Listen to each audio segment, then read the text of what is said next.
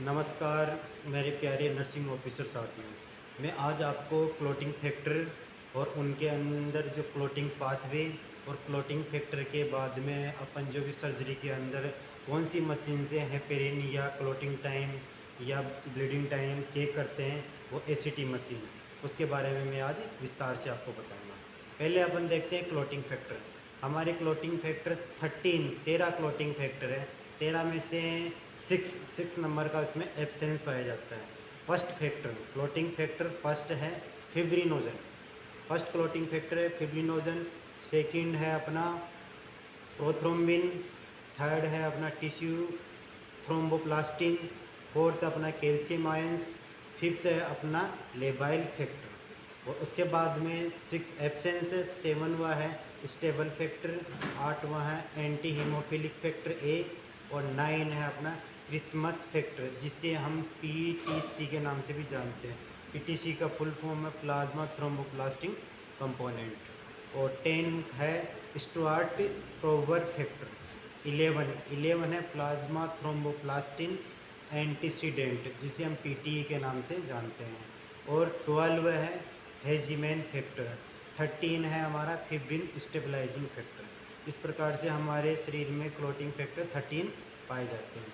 अब उसके clotting pathway कौन सा होता है? एक होता है, 2 पाथवे होता है, इंट्रेंसिंग पाथवे और एक्सटेंसिंग पाथवे। इंट्रेंसिंग पाथवे के अंदर आता है 12 से बनता है 12A। फिर 12A के बाद में आता है 11A से बनता है 11A। फिर आता है 9 से बनता है 9A। और 9A के बाद में आता है 10 के से बनता है 10A। और 10A बनता है प्रोथ्रोम्बिन बनाता है अपना थ्रोम्बिन। ये किसकी प्रेजेंस में बनता है? प्लेटलेट से एग्रीगेशन की प्रेजेंस से बनता है। और थ्रोम्बिन आगे जाके फिब्रिनोजन से फिब्रिन बनता है। फिर हमारी ये क्लॉटिंग होता है ब्लड। अब ये तो हो गया इंट्रेंसिंग। अब एक्सट्रेंसिंग, अपने कहीं भी बॉडी में कट लग गया, कुछ भी हो गया था, उसके अंदर अपना क्या होता है? टिश्यू फैक्टर काम करता है। टिश्यू फैक्टर के साथ में करता है अपना 7वां फैक्टर। 7 फैक्टर कौन सा? Stable factor.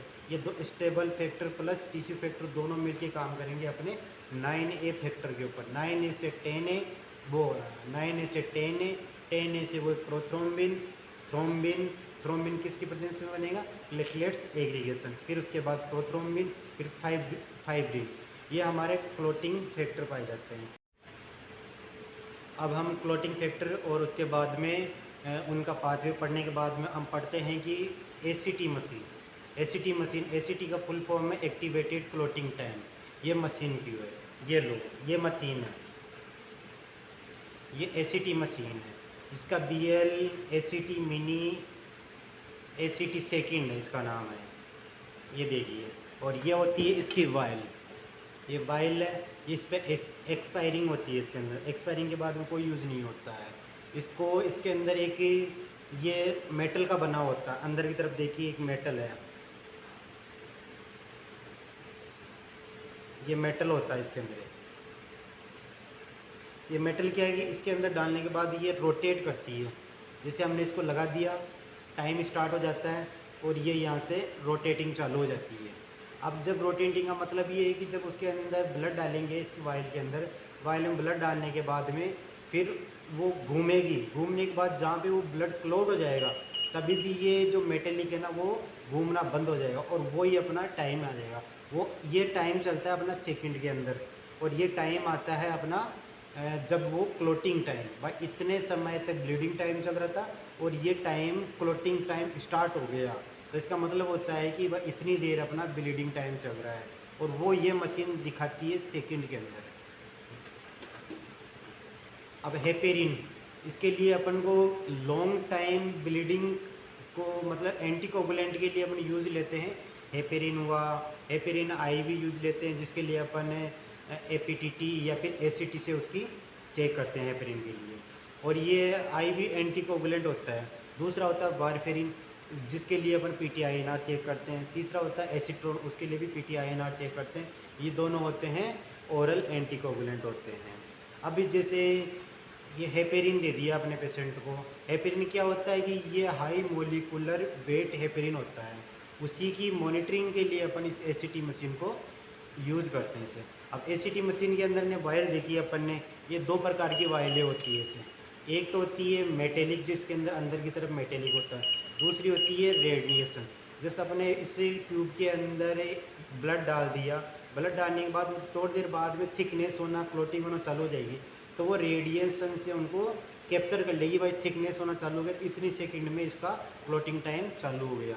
नॉर्मल अपन जैसे हेपेरिन करवा रहे हैं, एपीटीटी करवाते हैं, कोई भी अपनी नॉर्मल सर्जरी हो रही है, सर्जरी के अंदर एपीटीटी करवाएंगे तो अपनी सर्जरी लॉन्ग टाइम खिंच जाएगी। उसके लिए क्या करते हैं, शॉर्ट टाइम के लिए अपन ये एसीटी मशीन यूज़ करते हैं। अपना नॉर्मल पता है बॉडी का नॉर्मल बीटी कितना होता है, नॉर्मल ब्लीडिंग टाइम होता है 2 से 7 मिनट, नॉर्मल क्लोटिंग टाइम होता है 8 से 15 मिनट ये। और अब एसीटी, अपन एसीटी की बात करें, एसीटी क्या है कि मिनिमम टाइम में अपने को वो बता देगी इसके अंदर। अब एसीटी का नॉर्मल टाइम होता है 70 से 120 सेकंड। अब एक चीज़ देखो, अब ये जो चीज़ हमें एपीटीटी के अंदर क्लोटिंग टाइम में 8 से 15 मिनट में बता रही थी, और वो ये मशीन हमें 70 से 120 सेकंड में बता रही है, मतलब 5 गुना कम टाइम ले रही है।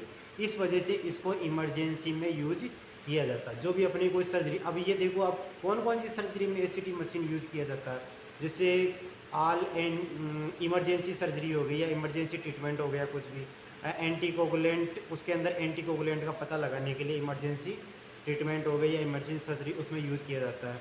और जितने भी आर कार्डियोवास्कुलर सर्जरी है, सीटीबीएस की जितनी भी सर्जरी है, सीएबीजी हो गया, एवीआर हो गया, एमवीआर होगा, एएचडी, बीएचडी हो गया, डीवीआर हो गया, या फिर इंट्रा कार्डियक रिपेयर आईसीआर हो गया, जो भी कार्डियक की सर्जरी है उसके अंदर एसीटी मशीन का यूज किया जाता है।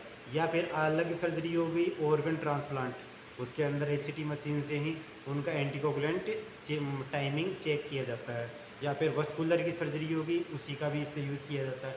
या फिर कोई भी क्लोटिंग डिसेबिलिटी वाला पेशेंट हो, उसमें भी इसको यूज़ किया जाता है।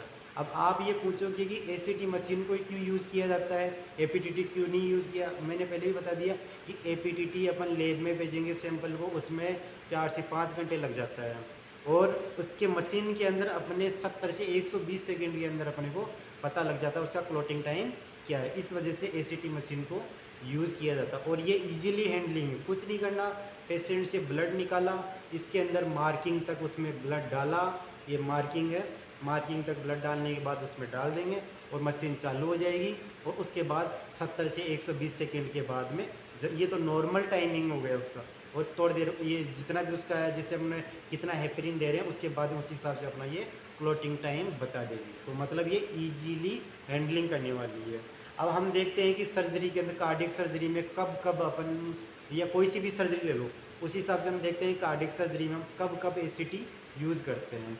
पहली बार यूज़ करते हैं जैसे कार्डियक सर्जरी हो रही है, स्टर्नम ओपन कर लिया, स्टर्नम ओपन करने के बाद पेरिकार्डियम लेयर आती है, पेरिकार्डियम लेयर को ओपन कर दिया। जब हम ट्यूबिंग डाल रहे हैं, ट्यूबिंग डालने से पहले, जैसे एओटिक लाइन ले रहे हैं अपन, एओटा के अंदर ट्यूब डालेंगे कार्डियक सर्जरी के अंदर, तब उससे पहले अपन पेशेंट का देने से पहले एसीटी चेक करते हैं, जो नॉर्मल 170 टू 120 सेकेंड आता है। फिर उसके बाद में अपन देते हैं, हेपेरिन देने के बाद करते हैं। हेपेरिन किस हिसाब से दिया जाता है, हेपेरिन कार्डियक सर्जरी के अंदर 25,000 IU मतलब यूनिट 5 ml वाला यूज़ किया जाता है। तो पर ml हो गया 5,000 यूनिट पर ml हो गया, वो वाला यूज किया जाता है। अब हम देखते हैं कि पेशेंट में कितना हेपेरिन यूज़ किया जाता है। पेशेंट में किया जाता है 300 यूनिट पर kg हेपेरिन यूज़ किया जाता है। जैसे अपने 50 किलो का पेशेंट है, उसके अंदर अपन 15,000 यूनिट, 15,000 यूनिट का मतलब हो गया, जैसे अपने 25,000 यूनिट 5 ml के अंदर आ रहा है, तो अपने 3 ml उसको हेपेरिन दिया जाता है। अब आपको पता है हेपेरिन की हाफ साइकिल है ना 3 आवर्स, 2.5 से 3 आवर्स, मतलब 2.5 टू 3 आवर्स उसकी मानी जाती है। लेकिन नॉर्मल कार्डियक सर्जरी में 2.5 आवर्स ही मानते हैं। कोई भी अपन ने उसको 15,000 यूनिट हेपेरिन दे दिया, तो उसकी हाफ साइकिल कितनी हो जाएगी, 2.5 घंटे। 2.5 घंटे बाद में वो 7,500 यूनिट ही रहेगा बॉडी के अंदर, और बाकी वो वॉश आउट हो जाएगा यूरिन के द्वारा। हो गया। अब अपन ने उससे पहले चेक कर लिया, हेपेरिन दे दिया, हेपेरिन देने के बाद में फिर अपन चेक करते हैं। जब कार्डियक सर्जरी के अंदर एओर्टिक कैनुला डालते हैं, तो उसके अंदर एसीटी आना चाहिए 450 से 500 सेकेंड। जब एओर्टिक कैनुला डालने से पहले। यदि इससे कम होता है तो आपका है ना उसे क्लोटिंग फैक्टर होता है ब्लड के अंदर, तो वो आपकी एओर्टिक लाइन क्लोट कर जाएगी। अब हमको क्या क्लोटिंग रोकना है, इस वजह से अपन हेपेरिन दे रहे हैं। तो इसी के लिए अपन उसमें कार्डियक सर्जरी के अंदर एओर्टिक लाइन डालने से पहले उसका एसीटी चेक करते हैं। वो एसीटी नॉर्मल, वो एसीटी आना चाहिए 450 से लेके 500 के आसपास। कहीं कहीं सर्जरी में 500 के अबव भी यूज़ करते हैं, लेकिन मिनिमम 450 या 480 के आसपास, इससे ऊपर ही होना चाहिए। चलो हम उसके बाद में बाईपास पे चले गए, मशीन पे जो अपनी कार्डिक मशीन होती है उस पर चले गए अपन। बाईपास पे जाने के बाद फिर कितनी कितनी देर के अंदर एसीटी चेक करना चाहिए? हर 40 to 60 मिनट के अंदर, मतलब 40-45 मिनट से लेके और 1 घंटे 60 मिनट के अंदर उसको एसीटी चेक करना चाहिए। उसके अंदर बॉडी के अंदर हेपेरिन कितना है, उसका क्लोटिंग टाइम कितना हो रहा है। फिर लास्ट के अंदर देखते हैं उसके अंदर डीकेनुलेशन। जब भी हम एओर्टिक लाइन है नीचे एसवीसी आईवीसी के अंदर डीऑक्सीजनेटेड वीनस लाइन लगा दिया, वीनस लाइन को निकालने के बाद फिर उसके अंदर अपन एसीटी चेक करते हैं। जब वीनस लाइन निकाल रहे हैं तब उसके अंदर 480 से कम होना चाहिए। फिर वीनस लाइन निकाल दिया और हेपेरिन अपन ने पहले दे दिया। अब अपन को पता है हेपेरिन का एंटीडोट प्रोटामाइन सल्फेट होता है। प्रोटामाइन सल्फेट 10% यूज़ किया जाता है। प्रोटामाइन सल्फेट है ना 5 ml में 50 mg आता है एक एम्पूल के अंदर, वो इसको यूज़ किया जाता है। अब अपन देखते हैं कि भाई कितना हमें प्रोटामाइन देना है, क्योंकि हमने 50 किलो पेशेंट के लिए 5 ml, वो 3 ml, मतलब 15,000 यूनिट हमने उसको हेपेरिन दिया है। और अपनी सर्जरी चल रही है 2.5 घंटे तक, तो हमें पता है 2.5 घंटे सर्जरी चल रही है तो उसकी हाफ साइकिल हो गई हेपेरिन की 7,500 यूनिट, मतलब 7,500 यूनिट ही उसकी बॉडी में बचा हुआ है। तो जितना उसके अंदर बचा है उतना ही हम प्रोटामाइन सल्फेट देंगे। प्रोटामाइन सल्फेट कब देंगे? कार्डियक सर्जरी के अंदर एसवीसी आईवीसी वीनस लाइन को हार्ट से निकालने के बाद, फिर उसके बाद में प्रोटामाइन सल्फेट दिया जाता है। प्रोटामाइन सल्फेट देने के बाद फिर एसीटी चेक की जाती है। एसीटी नॉर्मल 150 से नीचे आ जाए तभी ही एओर्टिक कैनुलेशन को बाहर निकाला जाता है, तब तक उसको बाहर नहीं निकाला जाता है। और फिर उसके बाद में एफएफई वगैरह हो गया, ब्लड वगैरह, वो भी कंटिन्यू उसको पेशेंट को दे दिया जाता है। तो साथियों, आज मैंने आपको क्लोटिंग फैक्टर, उनका पैथवे और एसीटी मशीन, एसीटी ट्यूबिंग और उसके अंदर कैसे अपने सर्जरी के अंदर काम करते हैं, कैसे किस किस टाइम पे सर्जरी के अंदर इसको अपन एसीटी करना चाहिए, वो मैंने आपको सारी चीज़ बताई है। कार्डियक सर्जरी के अंदर भी मैंने आपको बताया कैनुलेशन के टाइम पे कितना एसीटी होना चाहिए, उसके बाद में विनस लाइन निकालने के बाद कितना होता है। ये सारी चीज़ मैंने अभी समझाई है आपको। और इसको यदि आपकी समझ में नहीं आए तो इस वीडियो को आप दोबारा देखना, इसको आराम से आपको समझ में आ जाएगा।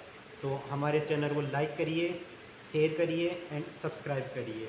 धन्यवाद। और इसकी जो भी मैं इसकी प्रिंट है उसको मैं इस वीडियो के लास्ट के अंदर आपको फ़ोटो डाल दूंगा इसके अंदर, तो जिससे कि आपको आसानी से समझ में आ जाए। क्लोटिंग फैक्टर हो गया, इंट्रेंसिंग एक्सट्रेंसिंग पैथवे हो गया, इनकी फ़ोटो मैं आपको वीडियो के लास्ट में शेयर कर दूंगा आपसे। धन्यवाद साथियों।